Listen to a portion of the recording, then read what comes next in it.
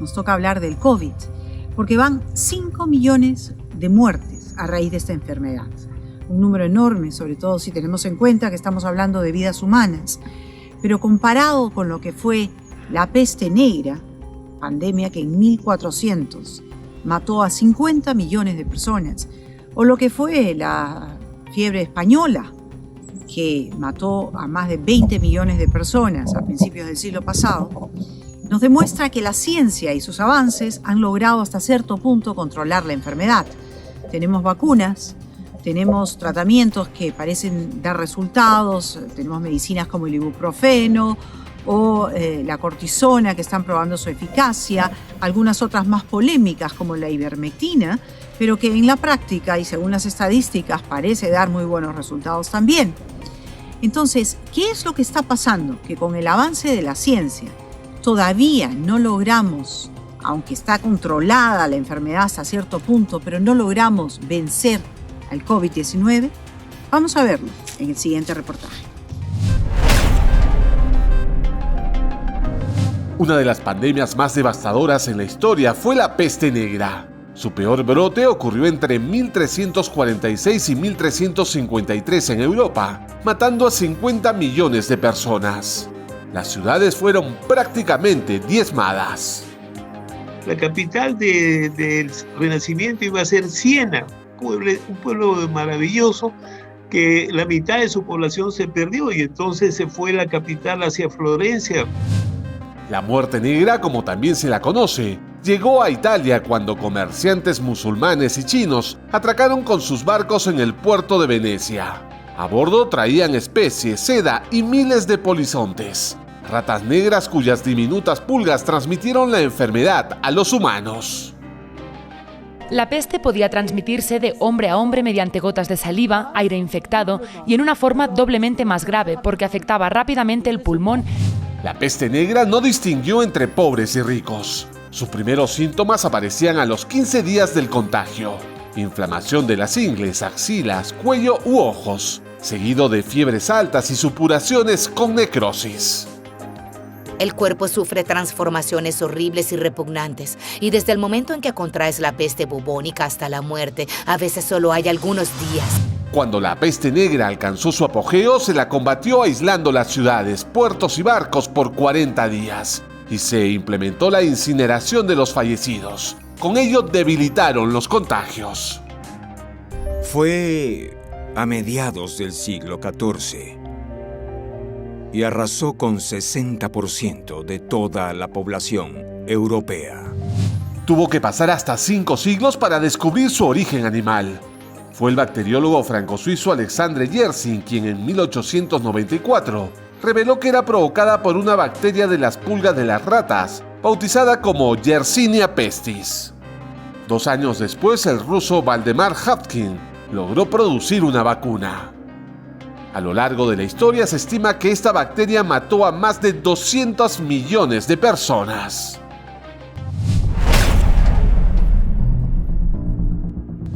Otra de las pandemias más mortales fue la gripe española. Empezó en marzo de 1918 en un hospital de Kansas, Estados Unidos, durante la Primera Guerra Mundial, y mató en pocos meses a más de 50 millones de personas.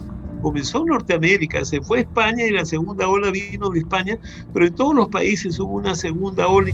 La enfermedad fue causada por un brote del virus influenza A H1N1, que provoca una ligera tos, fiebre, bronquitis y acaba con una neumonía mortal. En la época que hubo la gripe española, más o menos el 30% de fallecidos correspondía a una sobreinfección bacteriana por el estafilococo y el neumococo. Al no existir una cura, también se usó el aislamiento social y protocolos de bioseguridad. En 1920 el virus derivó en una relativa inocuidad, y recién en 1928, con el descubrimiento de los antibióticos, se pudo tener una cura.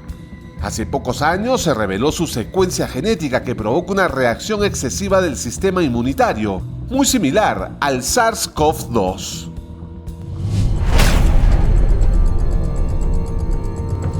Como se sabe, los primeros casos de COVID-19 se originaron en Wuhan, China, a finales de 2019 y desde allí se expandió a todo el mundo.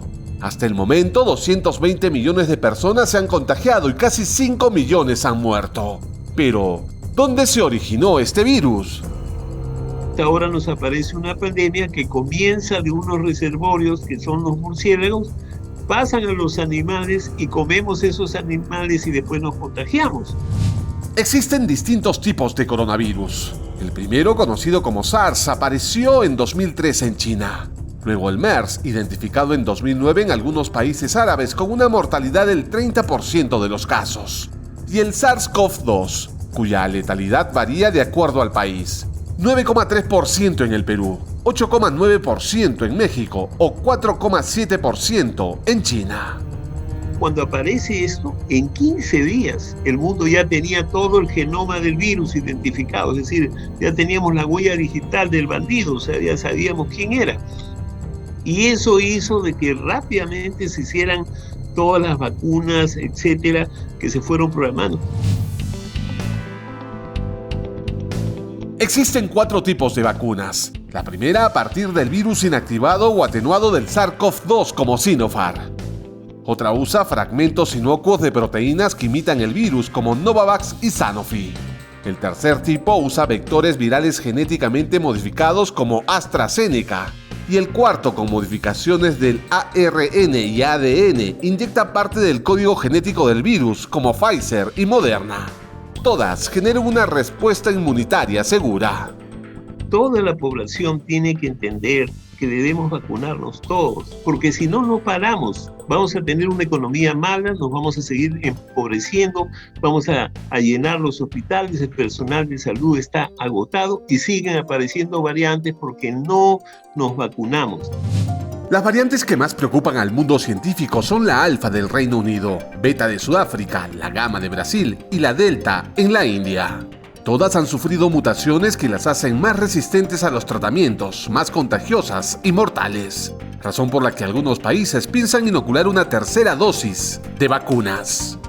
La tercera dosis todavía no es parte de política internacional en casi ningún país, porque necesitamos nuestras vacunas para seguir vacunando a la población. ¿Para qué? Para quitar estas variantes.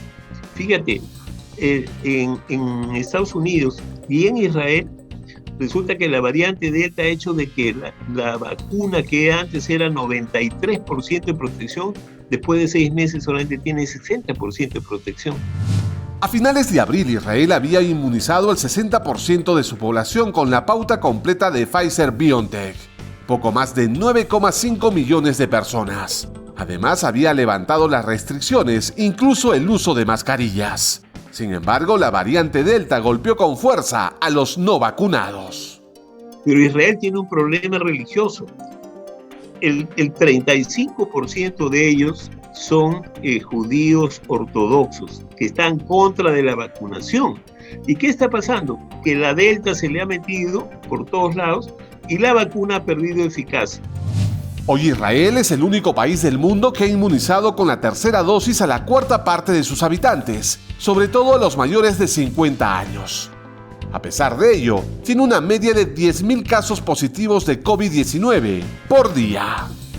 La tercera dosis solamente está muy bien circunscrita a 3 grupos: trasplantados, personas en diálisis y personas mayores de 75 años con comorbilidades. Y hay países que están usando la tercera dosis, pero eso significa de que hay menos dosis para los que nunca recibieron nada. Inequidad en el uso de las vacunas que podría provocar más contagios y más muerte en el mundo. Mientras tanto, el SARS-CoV-2 y sus variantes continúan avanzando sin que la comunidad científica pueda encontrar una cura.